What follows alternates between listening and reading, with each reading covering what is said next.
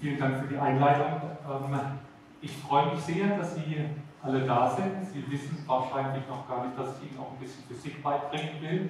Aber nichtsdestotrotz sind Sie herzlich willkommen. Ich freue mich sehr.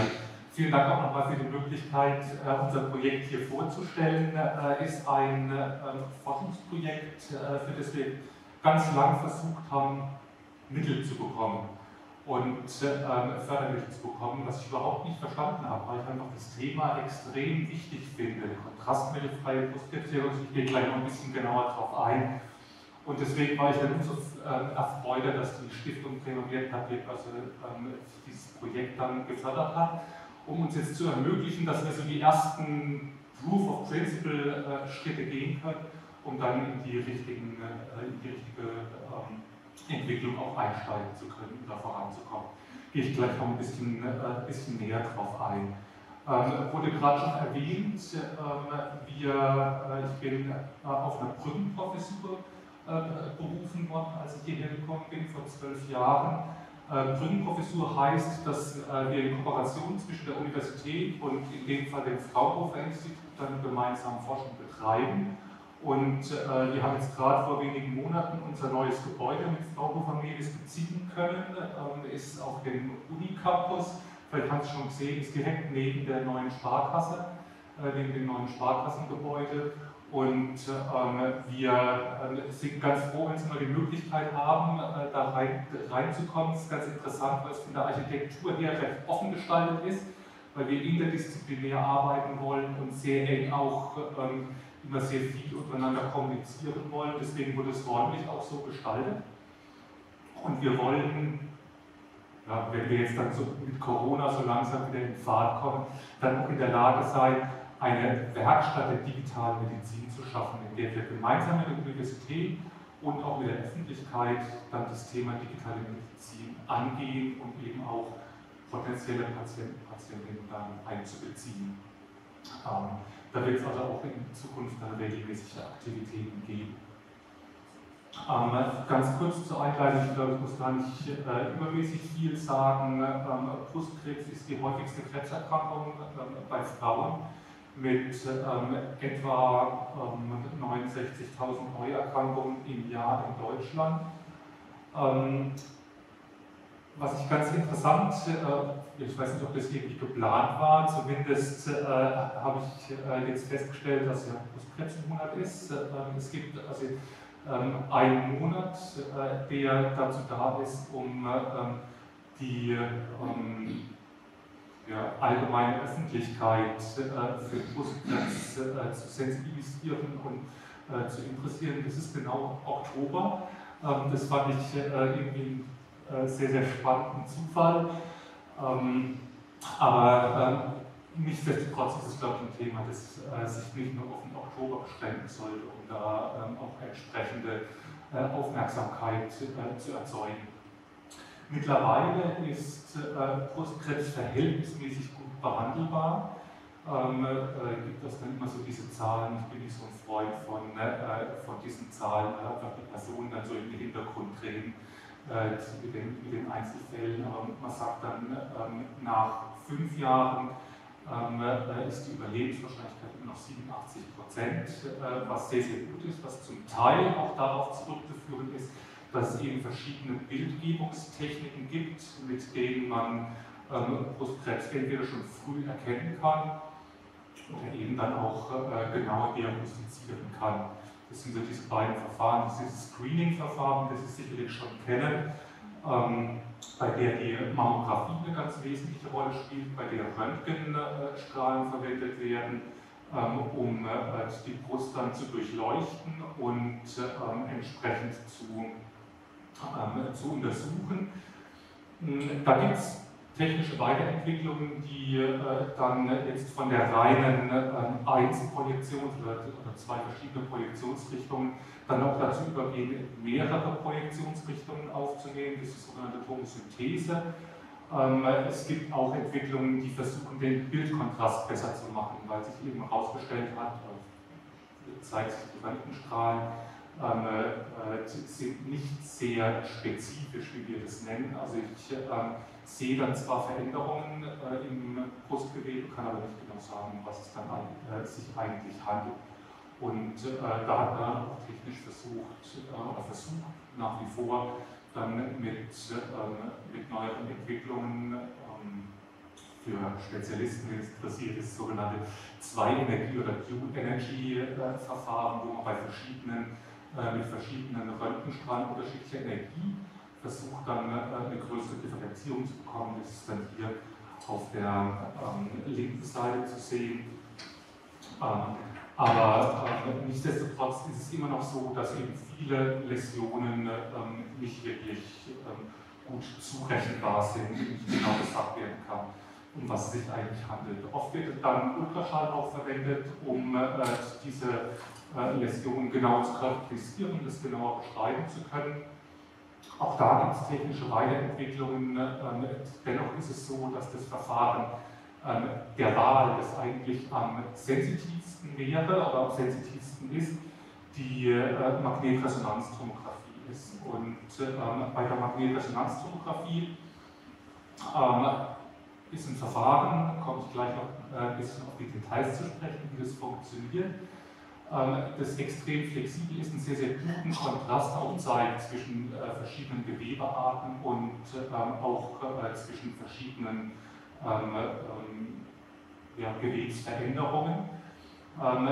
Um aber eine verlässliche Aussage machen zu können, ist nach wie vor Kontrastmittelgabe notwendig. Das heißt, es wird dann ein Kontrastmittel üblicherweise in die Armvene gespritzt und man schaut sich an, wie dieses Kontrastmittel sich im Brustgewebe verteilt und wie das sich anreichert.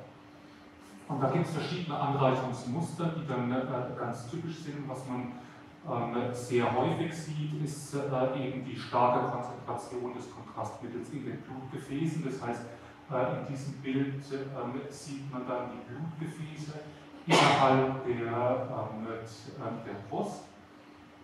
Und je nachdem von Frau zu Frau unterschiedlich reichert dann auch das Brustgewebe unterschiedlich stark an. Was man allerdings festgestellt hat, ist, dass Tumoren üblicherweise sehr viel schneller anreichern. Dass man, wenn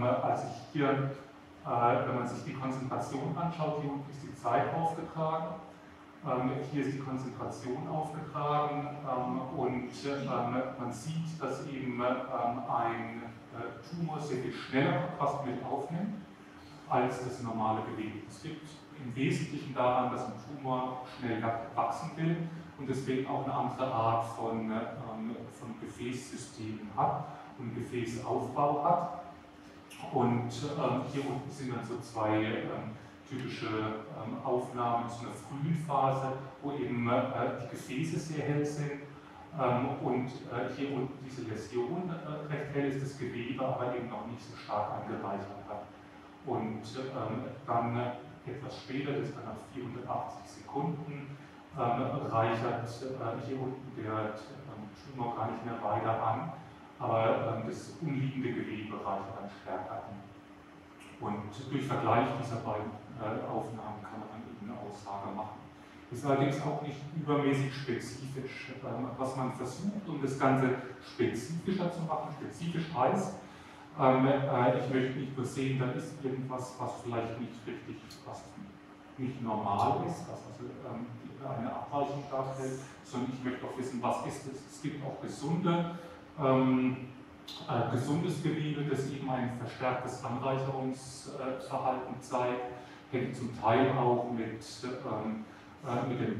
Zyklus, also in welcher Zeit innerhalb des Menstruationszyklus man die Aufnahme macht zusammen. Da gibt es also ganz viele Sachen, die man damit berücksichtigen muss, die man damit einbeziehen muss.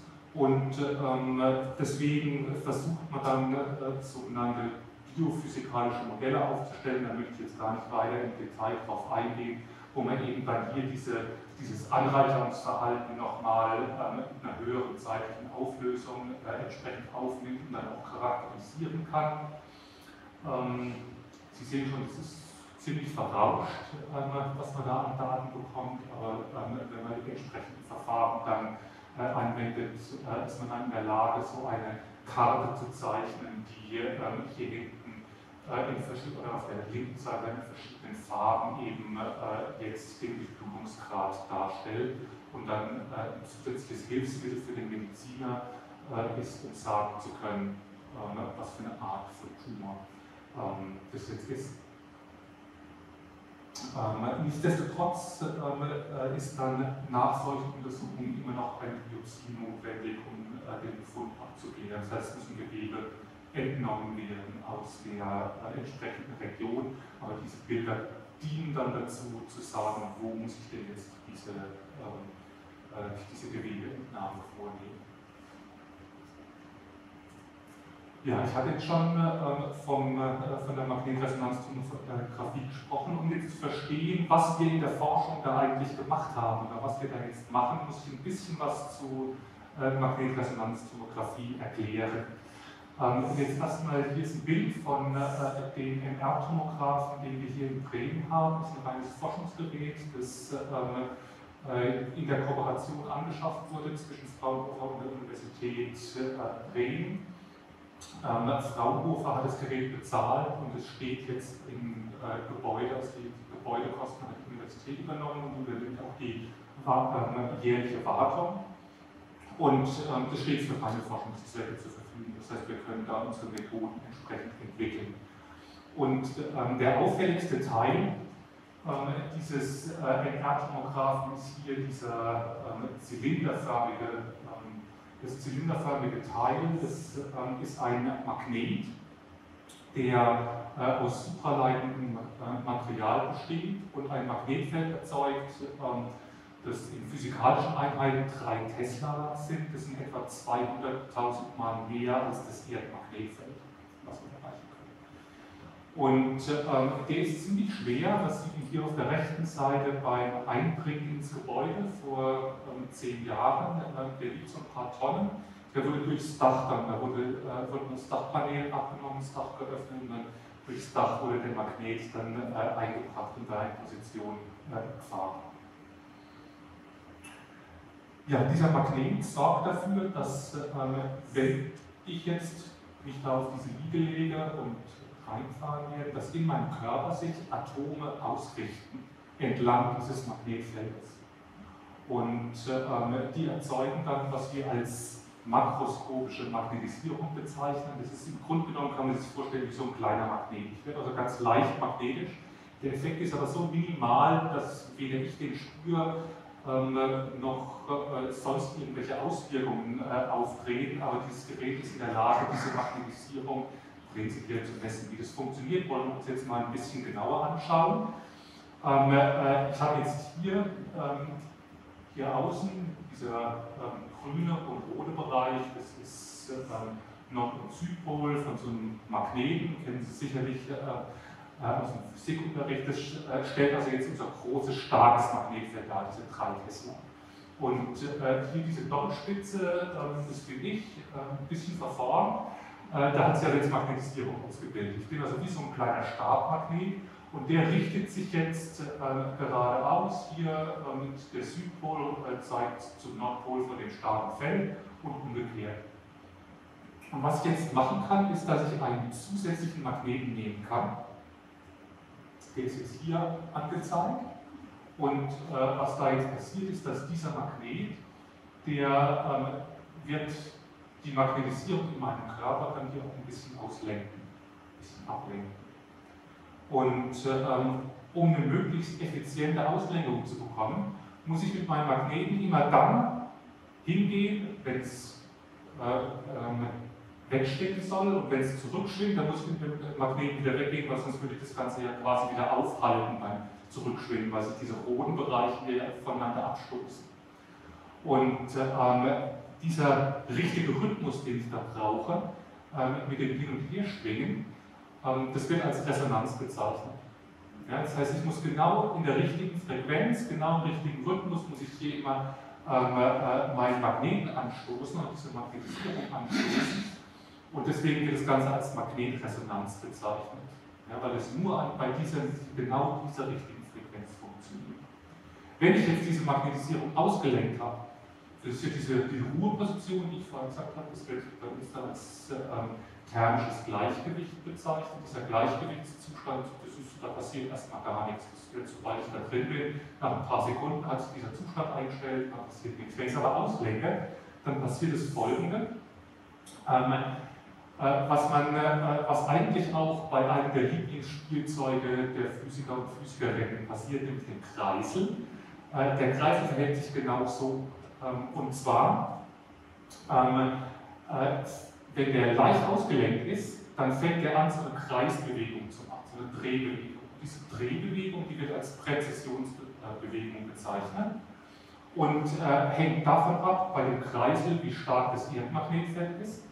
Bei meiner Magnetisierung hängt es davon ab, wie stark das Magnetfeld ist. Und auch ziemlich sensitiv. Die Erde rotiert, macht auch so eine Präzisionsbewegung. Alle 23.000 Jahre macht die einmal so eine Kreisbewegung. Ist eben auch ein großer Kreisel, die Erde.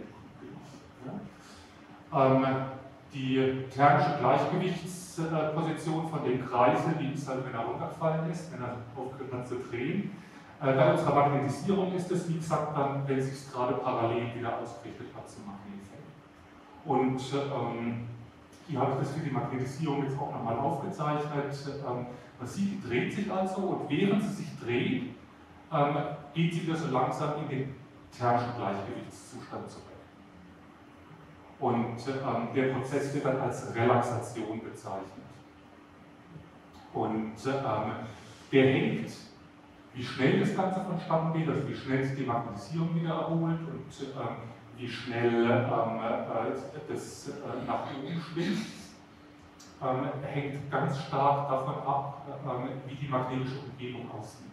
Und das ist die grundlegende Idee von Kontrastmitteln, dass wir nämlich Kontrastmittel für NR hat ein starkes eigenes Magnetfeld.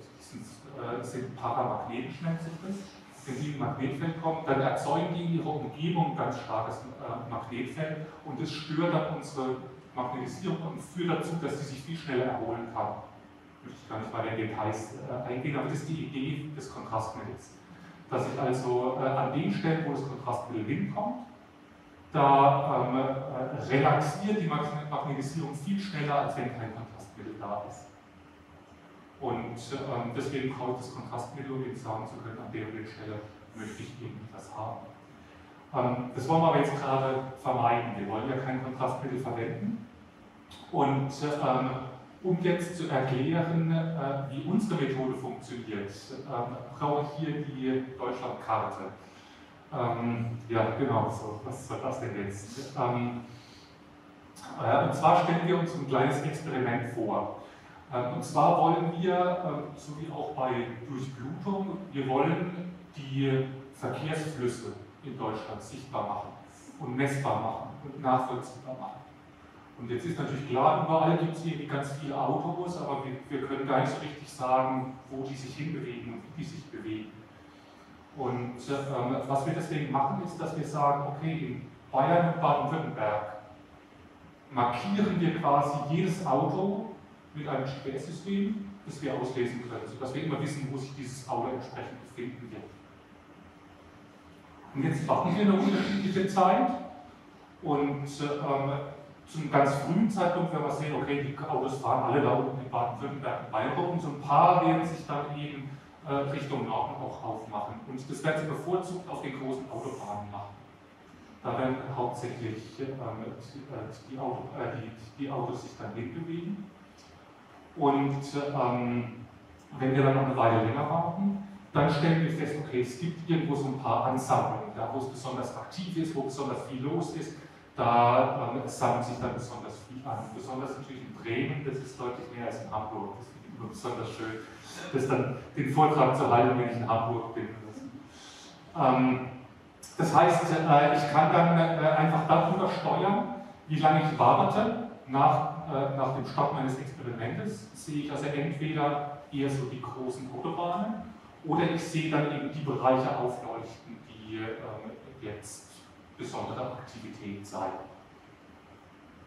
Mit der Magnetresonanztomographie, da kann ich kein Schwebesystem reinbauen. Was wir aber machen können, ist, dass wir auch eine Markierung anbringen. Und diese Markierung, die besteht jetzt darin, dass wir unsere Magnetisierung, die wir hatten, die ja im thermischen Gleichgewichtszustand immer parallel zum Magnetfeld ausgerichtet ist, dass wir die einfach um 180 Grad drehen. Und zwar nicht in der Region, die wir auslesen wollen, weil da ist noch so viel andere Magnetisierung, da könnte ich es überhaupt nicht mehr unterscheiden, sondern ich mache es jetzt in Bayern und Baden-Württemberg, das ist also quasi so der Nacken und der Hals Region. Das heißt, in dieser Region, das muss ich jetzt hier wieder zeigen, in dieser Region, da drehe ich meine Magnetisierung um 180 Grad und schaue mir dann hier oben im Gehirn in Bremen an, wie viel von dieser invertierten Magnetisierung kommt denn an? Und normalerweise ist es so, ich muss dann 2 Experimente machen, eins, bei dem ich eben diese Magnetisierung gedreht habe und ein Experiment, bei dem ich es nicht gedreht habe und ziehe die beiden voneinander ab und dann habe ich jegliches Hintergrundsignal, das vielleicht sonst noch vorhanden ist, gelöscht und bekomme da kein Störsignal mehr. Und das ist die Grundidee von der kontrastmittelfreien MR-Bildgebung, die wir dann als Arterial Spin Labeling bezeichnet. Arteriell, weil ich eben hier unten in dem Bereich das Blut vornehmlich in den Arterien markiere. Spin ist eine physikalische Größe, möchte ich gar nicht so weit darauf eingehen, das ist im Grunde genommen so die Magnetisierung eines einzelnen Atoms. Und Labeling, weil ich eben genau diesen Bereich, alles was sich hier befindet, wird markiert. Und ich schaue einfach an, wie viel kommt denn von dem, was ich markiert habe, hier oben an. Und das ist halt im Normalfall das Blut, das in der Zeit an der hochgeflossen ist. So, jetzt haben wir also prinzipiell schon mal eine Idee, wie wir was wir machen könnten. Um das Ganze jetzt umzusetzen, muss ich den Magnetresonanztomographen programmieren. Da möchte ich gar nicht lange drauf eingehen, ich möchte Ihnen nur so ein bisschen Gefühl dafür geben, dass da schon einiges an Physik auch dahinter steckt. So ein Gerät ist sicherlich eines der komplexesten Geräte, die in der Medizin auch verwendet werden. Besteht aus verschiedenen Komponenten. Das ist zum einen mal dieser große starke Magnet. Wir haben den anderen Magneten, den ich vorhin gezeigt habe, mit dem ich diese Auslenkung mache. Ich brauche ein System, um mein Signal wieder aufzunehmen von der Magnetisierung, die sich entsprechend dreht. Und ich muss ihm auch sagen können, woher kommt denn mein Signal überhaupt? Und dazu verwende ich nochmal zusätzliche Magnetfelder, die ortsabhängig sind, sogenannte Gradientenfelder in die verschiedenen Raumrichtungen. Und das sind insgesamt 5 Komponenten, die ich irgendwie koordinieren muss, die ich orchestrieren muss. Und wenn wir jetzt so einen R-Scanner programmieren, dann sagen wir schreiben eine MR-Sequenz, eine Magnetresonanzsequenz. Und diese Sequenz ist im Grunde genommen wie so eine Notenpartitur, wo ich dann eben Auskunft sage, wann soll welche Komponente wie ausgespielt werden, wann soll mein Signal aufgenommen werden und wie müssen die Daten weiterverarbeitet werden, damit ich schwer das eigentliche Bild bekomme. Hier ist mal so ein ganzer Plan aufgezeichnet, müssen wir gar nicht so ins Detail gehen. Wir haben hier diese 5 Komponenten, die ich irgendwie orchestrieren will, die ich orchestrieren muss. Und wir können hier mal ein bisschen reinzoomen, was denn da eigentlich diese einzelnen Bereiche sind. Also der Bereich hier oben, der ist, wenn man ein bisschen genauer reinzoomt, sieht der so aus. Wenn man hier noch ein bisschen genauer reinzoomt, dann sieht der so aus. Und wenn man dann hier noch ein bisschen genauer reinzoomt, dann sieht der so aus. Und jede einzelne von diesen Komponenten muss ich eben irgendwie koordinieren. Da gibt es dann verschiedene Hilfswerkzeuge, aber das ist im Grunde genommen unser Hauptentwicklungswerkzeug. Ja, mit dem arbeiten wir dann und schreiben eben dann neue Methoden mit unter anderem diese kontrastmittelfreie Brustkrebsdiagnostik. Brustkrebs oder Brustbildgebung ist immer herausfordernd, aus verschiedenen Gründen, komme ich auch gleich noch drauf zu sprechen. Deswegen machen wir im Normalfall immer erst die Messungen im Kopf. Da sind viele Sachen viel einfacher. Es ist keine Bewegung oder wenig Bewegung. Ich habe eine relativ hohe Grunddurchblutung und deswegen, ich habe vor 20 Jahren oder so hatte ich mit der Technik angefangen und habe die dann im Gehirn weiterentwickelt. Mittlerweile ist die im Gehirn auch ein Produkt bei den verschiedenen großen Herstellern. Also die Durchblutungsmessung, die ist mittlerweile dann auch ohne Kontrastmittel möglich, wird aber noch nicht von allen Medizinern wirklich verwendet. Ich will mal schauen, die Animation, die Mara jetzt hier gar nicht ablaufen lassen, aber ist auch nicht so wild. Es soll einfach nur zeigen, dass die Technik, die funktioniert, ist auch relativ robust. Allerdings ist es halt eine Herausforderung, dann in andere Organe zu gehen. Und wir haben hier so ein Beispielbild, ich weiß nicht, ob man das erkennen kann. Das ist das sogenannte Körperstammbereich. Hier ist also der Brustkorb mit Lungen. Und grün ist so mittlere Durchblutung, rot ist sehr starke Durchblutung, in dem Bild sind es hauptsächlich die großen Gefäße. Ja, die sind also in dem Fall jetzt rot dargestellt und die grünen Bereiche sind eben dann entsprechend normale Perfusion in den jeweiligen Organen. Und hier sieht man eben in einem Bild dann die Lunge, Lungendurchblutung, man sieht die Nierendurchblutung hier. Wir sehen die Gefäße, die um die Wirbelsäule rumgehen. Wir haben die Milz hier, wir haben die Leber. Man sieht schon, die Leber, das ist schon so ein bisschen eine Herausforderung, weil die Leber im Normalfall relativ wenig Durchblutung hat. Es ist schwierig, das wirklich zuverlässig zu messen, vor allem bewegt die sich durch die Atmung relativ stark. Deswegen waren wir jetzt ganz froh, dass wir da jetzt als nächsten Schritt dann die Leberperfusion direkt messen konnten, auch zu unterschiedlichen Zeitpunkten. Links ist eher der Bereich, wo die Autobahnen sind, die größten Gefäße noch, und dann auf der rechten Seite die mikrovaskuläre Durchblutung. Das hat sehr, sehr gut funktioniert, deswegen sind wir dann im nächsten Schritt dann auch tatsächlich dran gegangen, das Ganze zu optimieren und zu verbessern und eben auch für Brustkrebspatienten dann aufzusetzen. Und es ist immer ein bisschen schwierig. Wir haben hier in Bremen ja keine Universitätsmedizin, das heißt, wir suchen uns dann immer die Kooperationspartner weltweit, mit denen wir solche Techniken dann auch umsetzen können und testen können. Und in dem Fall haben wir das zusammen mit Kooperationspartnern in Nijmegen gemacht, die dann das bei Patientinnen verwendet haben. Wir sehen hier auf der rechten Seite kontrastmittelunterstützte Messung, auf der linken Seite die Messung mit unserer kontrastmittelfreien Technik, und man sieht mehrere Merkmale. Das erste ist, die Auflösung ist viel schlechter ohne Kontrastmittel. Was einfach daran liegt, dass wir viel weniger Signal haben. Weil das Kontrastmittel, das hat so eine starke Änderung des Magnetfelds, dass eben auch Signal im Gewebe verändert wird. Wir können wirklich nur Blutsignal messen. Ja? Dadurch sind wir aber auch spezifischer. Und das ist das, was wir momentan zeigen wollen. Wir brauchen eventuell gar nicht die hohe Auflösung, um entsprechend sensitiv zu sein, weil wenn irgendwo eine hohe Durchblutung ist, dann leuchtet es auch auf. Man sieht es, ja, ich glaube, man sieht es nicht so ab, und das ist das Überblicksbild, aber man sieht hier oben zum Beispiel jetzt zwei Gefäße, die relativ klein sind, die in dem Kontrastmittelbild gar nicht auftauchen, die aber bei uns entsprechend aufleuchten können. Und deswegen sind wir eigentlich recht zuversichtlich, dass wir mit der Technik dann auch eine Sensitivität hinbekommen, die vergleichbar ist mit Kontrastmitteln. Was man allerdings auch sieht, ist, dass der untere Bereich der Läsion, die hier gezeigt ist, die ist hier nicht mit dabei.